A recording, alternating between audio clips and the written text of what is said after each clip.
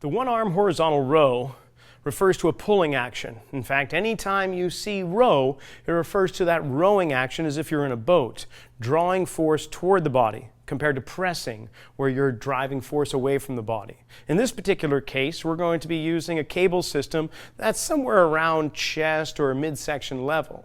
And you can also use a resistance band that's anchored to about the same height.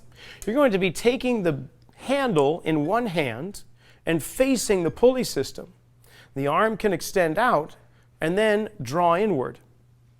Now, as I do this motion, what I'm going to think about is driving the elbow back behind my body. And the reason for that is if I think of pulling with my hand, we'll often see movement like this or like this. And that is putting you in positions that may present a little bit more undue strain on the wrist, the elbow, the shoulder, and the neck. If you think about it, a lot of times people injure their shoulder when they're driving or in the passenger seat or the front seat of a car, and they try and reach over the seat back and grab something and bring it back over. That position is very precarious in the shoulder, so we want to just be careful about that. So as you're doing this rowing action, the arm is going to draw toward the rib cage itself. And you can see that as I reach forward, my head stays above my hips or tailbone, but my body rotates from the left to the right. So I'm encouraging this type of rotation with my pulling action so that it's not just this militaristic, stoic posture where everything is on lockdown, but more integrated. So muscle tissue lengthens and shortens to allow this whole interaction to occur.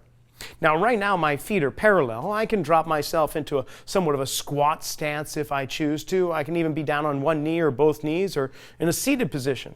However, I'm preferring to try and create as much of a full body action as possible by being on both feet.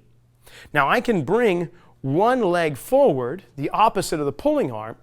That encourages the pelvis to rotate toward the pulling arm side, which is also the direction the rib cage is going to rotate toward. So in terms of opposition between the pelvis and the rib cage, it's minimized.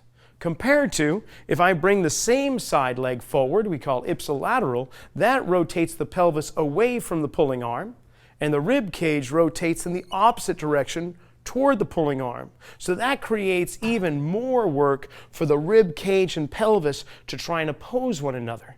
This also is how we move through space, running, walking, or other activities.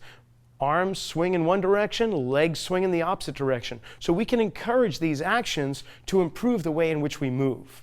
Be sure to assess before the motion and after the motion to make sure that this is the right exercise for you at this time.